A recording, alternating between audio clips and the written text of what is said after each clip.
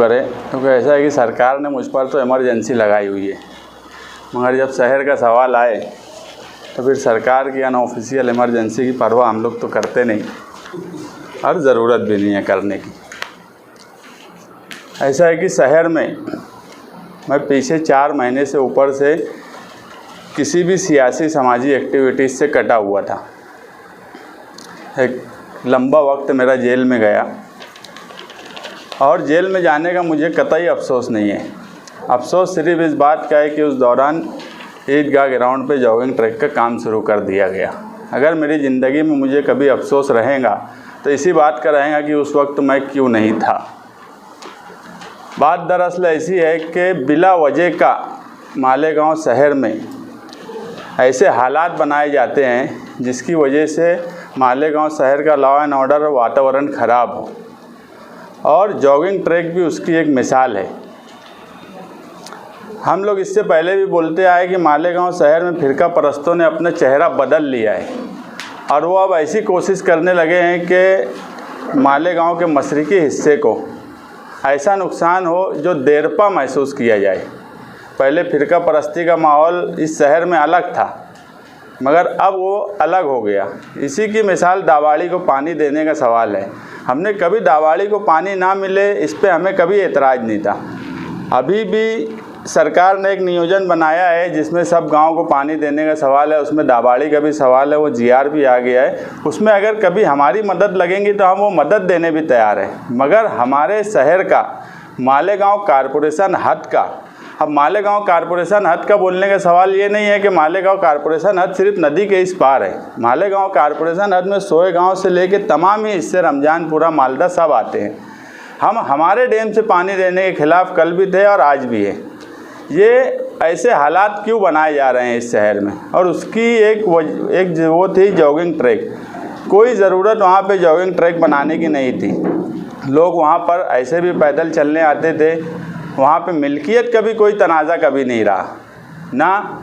इतने वक्त से हमने कभी ईदगाह मिल्कियत का तनाज़ा सुना ना, मराठी विद्या मंदिर जो MSG कॉलेज है उसकी जगह का कभी तनाज़ा सुना। ये सारे तनाज़े ये कुछ महीनों में शुरू हुए, और इसके बाद जब शहर में उसकी मुखालफत होने लगी तो कुछ लोगों ने मालेगांव महासभा बुलाने की बात रखी और महासभा बुलाई गई। उसमें जानबूझ के मिल्कियत का तनाज़ा खड़ा किया गया, जबकि सवाल सिर्फ जॉगिंग ट्रैक का था। कॉरपोरेशन ने 29 अप्रैल 2021 को आयुक्त ने जो NOC दी थी मालेगांव कॉरपोरेशन की तरफ से PWD के इंजीनियर को, उस NOC को रद्द करने का सवाल था। उस बात को किनारे रखकर जानबूझ के जमीयतुल उलमा और MSG इनको लड़ाने की कामकाज कर दिया गया ताकि ये लोग लड़ते रहे और फ़िरका परस्ती का माहौल इस शहर में बनता रहे। जबकि वो सवाल जब था ही नहीं, सिर्फ सवाल जॉगिंग ट्रैक का था, तो उस पर ही बात होना चाहिए थी। जब महागठबंधन की गठ नेता शान हिंद और महागठबंधन के कॉरपोरेटरों ने ये बोला कि NOC को रद्द करने का काम महासभा में किया जाए, तो उन्होंने NOC रद्द करने की बात तो रखी 7 मार्च 2022 की महासभा में, मगर 21 तारीख को जब शान हिंद ने नगर सचिव को लेटर दिया कि ठहराव अभी तक हुआ क्यों नहीं, काम मुसलसल जारी है, तो नगर सचिव ने एक सनसनीखेज इंकशाफ किया कि मेयर ने अभी तक ठहराव बनाया ही नहीं है। आज 20 दिन के ऊपर हो गया, मेयर ने अगर ये ठहराव नहीं बनाया तो महासभा में लेने की उनको ज़रूरत क्यों थी। ये सवाल पे शहर की तमाम ही सियासी पार्टी, तमाम ही मजहबी तंजीम, ये सबको बेवकूफ़ बनाने का काम राष्ट्रवादी के सदर ने किया। जमीयतुल उलमा ने एक मीटिंग बुलाई, उसमें राष्ट्रवादी के सदर खुद मौजूद थे। वो महासभा होने से पहले की मीटिंग थी। उस वक्त वहाँ पे भी उन्होंने ज़मीन का तनाज़ा लाया और NOC रद्द करने की जब बात हो गई तो आज 20 दिन से NOC रद्द क्यों नहीं की गई, और अगर NOC रद्द करके उसका काम नहीं रुकवाया गया तो ये जो भी हिमायत किए महासभा में उस विषय पे NOC रद्द करने के, उन तमाम ही पार्टी के कॉरपोरेटरों के साथ धोखा है। उनकी आज मालेगांव शहर की आवाम के साथ धोखा है कि एक ठहराव पास किया गया और उस ठहराव को 20 दिन से मंजूरी नहीं दी और वहाँ काम जारी है। और काम के बारे में भी मेरी ऐसी मालूमात है कि जो मंजूर हुआ है काम, उससे जो उसका रकबा है उससे ज़्यादा काम वहाँ किया जा रहा है। ये किसके इशारे पर हो रहा है? हमारा सिर्फ ये बोलना है कि आज राष्ट्रवादी के जो बरसरे इक़्तिदार है, ओहदेदारान हैं, मेयर हैं, उन्होंने एक बात स्पष्ट कर देना चाहिए, क्लियर कर देना चाहिए कि यार हम उस जॉगिंग ट्रैक के मामले में जॉगिंग ट्रैक के साथ में हैं। तो हम विरोध के लोग, मालेगांव शहर के लोग कोई दूसरा फैसला करें। ये हमको धोखा दिया जा रहा है और उस धोखे की वजह से उस काम के ताल्लुक से दूसरी कोई बात नहीं हो रही है। और सरकार, पुलिस डिपार्टमेंट हर वक्त ये कोशिश में लगा है कि उस सवाल पे कुछ बोला ही ना जाए। जब महासभा ने उस SNOC को कैंसिल किया और वो ठहराव नहीं हुआ, तो हम क्यों ये बात आवाम के सामने नहीं लाएंगे? क्योंकि ये अवामी सवाल था। जब कारपोरेटरों ने एक अक्सरियत से उसको नामंजूर किया, तो उस ठहराव को अभी तक मंजूरी मिलकर कमिश्नर के पास, सिटी इंजीनियर के पास, मेयर ने और बरसरे इक़्तिदार ने बैठकर उस ठहराव को कैंसिल किया। इसलिए NOC कैंसिल हुई। PWD के इंजीनियर को, कलेक्टर को उन्होंने फ़ौरन लेटर निकालना चाहिए। हम आज भी 8 दिन का उनको टाइम देते हैं कि 8 दिन के अंदर मेयर ने ठहराव मंजूर करके राष्ट्रवादी के जो सदर हैं, जिनकी बहुत चलती है सरकार में इंतकामी कार्रवाई लेने के लिए, किसी से बदला लेने के लिए, ऐसा वो बोलते हैं कि बहुत चलती है उनकी, तो बहुत चलती है तो जॉगिंग ट्रैक का काम रुकवा दे। कारपोरेशन में भी उनका इक़्तिदार है, महाराष्ट्र सरकार में भी उनका इक़्तिदार है, चलती भी है उनकी, ऐसा बोलते हैं। तो जॉगिंग ट्रैक का काम क्यों नहीं रुकवाया जा रहा और मालेगांव शहर को क्यों धोखा दिया जा रहा है? आज नदी के उस पार ऐसे हालात पैदा कर दिए गए कि बीजेपी ने इस सवाल पे जो प्रेस कॉन्फ्रेंस बुलाई, उस प्रेस कॉन्फ्रेंस में धड़ल्ले से हिंदू मुसलमान क्या क्या नहीं बोला गया, जबकि ये शहर में कभी भी हिंदू मुसलमान का तनाज़ा नहीं रहा। कोरोना के वक्त में हमने एक दूसरे का कितना साथ दिया, मालेगांव के मशरक़ी हिस्से ने कितना साथ दिया। हमने कभी ये नहीं सोचा कि मरीज़ कौन है, हमारे डॉक्टरों ने नहीं सोचा, हमारे समाजी काम काज करने वाले लोगों ने नहीं सोचा, हमारे सियासी पार्टियों के, वो सभी सियासी पार्टी के लोग, कोई मैं एक पार्टी की बात नहीं बोलूँगा, हमने कभी फ़िरका परस्ती की बात सोची नहीं। मालेगांव शहर में फ़िरका परस्ती है ही नहीं, कट्टरपन कभी मालेगांव शहर के लोगों में रहा ही नहीं है। ये जानबूझ के पैदा किया जा रहा है और नदी के उस पार जो खेल खेला जा रहा है, उसकी बुनियाद मालेगांव कारपोरेशन में डाली गई कि फ़िरका परस्ती का माहौल बने।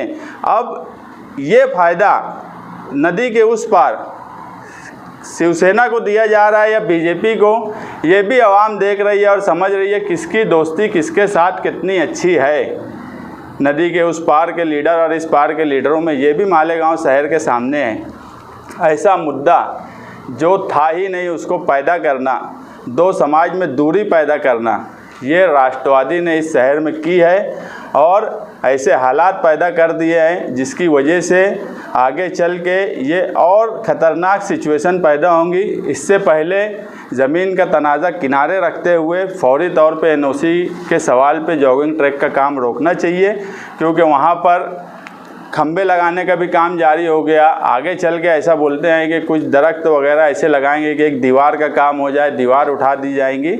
एक पुराने वक्त से उसका इस्तेमाल सभी समाज के लोग करते आए हैं और वो ईदगाह ग्राउंड जो है वो तो मालेगांव शहर में सेकुलरिज़म की एक मिसाल है कि वहाँ ईद की नमाज भी होती है, वहाँ दूसरे धर्मों के भी प्रोग्राम होते हैं, वहाँ दूसरे समाजी कामकाज के भी प्रोग्राम होते हैं। हम तो ये मानते हैं कि वो ईदगाह ग्राउंड मालेगांव शहर में सेकुलरिज़म की एक जिंदा जागती मिसाल है, जिसको जानबूझ के फ़िरका परस्ती के आड़ में उसको ऐसे हालात बना दिए गए कि अब वही सवाल इस शहर में फ़िरका परस्ती की बुनियाद बन जाएगा। और ये सवाल पैदा करने वाले राष्ट्रवादी और शिवसेना के लोग इस शहर में हैं।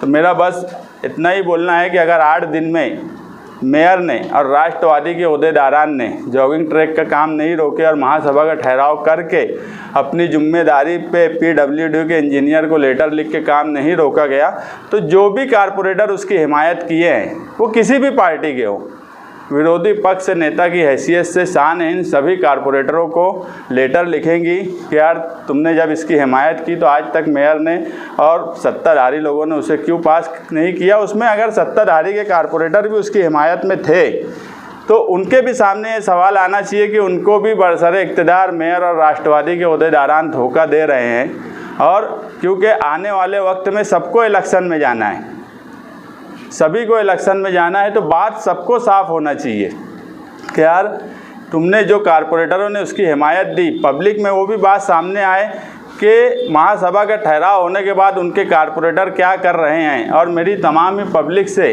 अपने अपने वार्ड में उनसे भी गुजारिश है कि वो अपने अपने कारपोरेटरों से ये बात करें कि यार जब ये ठहराव हो गया तो अभी तक इसको मंजूरी क्यों नहीं दी गई, ताकि पब्लिक का भी दबाव बने। ऐसा है कि जमहूरियत में पब्लिक का ही दबाव सब कुछ है। जब महासभा ने एक ठहराव पास करके अक्सरियत से उसको मंजूरी दी, अगर महासभा उसको नामंजूरी दे देती तो हम उस सवाल पे कुछ नहीं बोलते, हम कोई दूसरा रास्ता अपनाते। हमें भी धोखे में रखा जा रहा है और शहरियान को भी धोखे में रखा जा रहा है। इस धोखे में रखने को ही मैं मानता हूँ कि ये एक चालबाजी है।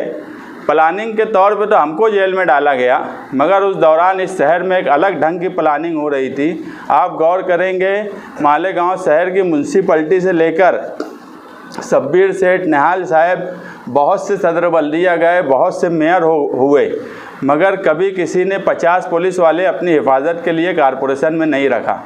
ये एक प्लानिंग का हिस्सा था। 120 भी तो हम पे लगी, मगर प्लानिंग तो यहाँ दूसरी ही होने लगी थी। वो जो प्लानिंग थी 3 जनवरी को वहाँ सिक्योरिटी गार्ड रख दिए गए, जिसका एनुअल खर्चा 1.5 करोड़ रुपया है। वो मालेगांव शहर की गरीब आवाम से तुम टैक्स की सूरत में उसकी भरपाई करेंगे और ये सोचेंगे कि यार एक जो 12 तारीख का जो मामला हुआ था, जो डर और खौफ इस शहर में था, उसके बाद सिक्योरिटी गार्ड लगा के जमहूरियत में एहतजाज बंद कर दिया जाए, आंदोलन बंद कर दिया जाए और 23 जनवरी को उसका संग बुनियाद रख दिया गया। ये सब एक के बाद एक कड़ी मिली हुई है। ये एक प्लानिंग है और प्लानिंग में कौन लोग शामिल है ये भी शहर के सामने है कि जिन्होंने पब्लिक के दबाव में आकर जमीयतुल उलमा की मीटिंग में शिरकत की, जमीयतुल उलमा ने ऊपर तक जो कार्रवाई की, जनता दल ने उसकी हिमायत की। आज भी हम जमीयतुल उलमा और ईदगाह ट्रस्ट के साथ खड़े हैं। वो आगे भी अगर हमको कोई लाए अमल बताएंगे, कोई कानूनी तौर पर या किसी भी तौर पर, तो हम उनके साथ में खड़े रहने वाले हैं। मगर कौन उनके साथ आकर धोखा दिया ये भी उनको समझना चाहिए और मालेगांव की आवाम को भी समझना चाहिए कि सिक्योरिटी गार्ड लगाने का मतलब क्या था। जॉगिंग ट्रैक पर इसी वक्त में जॉगिंग ट्रैक की बुनियाद रखने की वजह क्या थी, जबकि उसकी मंजूरी तो 21 अप्रैल 2021 से थी, जो गुप्त तरीके से थी। किसी को भी नहीं समझा कि आज से 1 साल पहले, अभी अपने जहाँ बैठे हैं यहाँ से लगभग 1 साल पहले उसकी मंजूरी थी, मगर उसको बनाया 23 जनवरी को गया। उससे पहले 3 जनवरी को सिक्योरिटी गार्ड लगाए गए। आज मालेगांव शहर में 7 पुलिस स्टेशन हैं। आप मालूमात ले सकते, किसी एक पुलिस स्टेशन में भी 50 सिक्योरिटी गार्ड नहीं है जो एक बड़े हिस्से को कवर करते हैं। मालेगांव कारपोरेशन में अधिकारी और मेयर को ऐसी क्या ज़रूरत पड़ गई अपनी हिफाजत की? उनको क्यों ये सवाल खड़ा हो गया कि उनको भी हिफाजत की ज़रूरत पड़ेगी, उनको कोई ख़तरा है?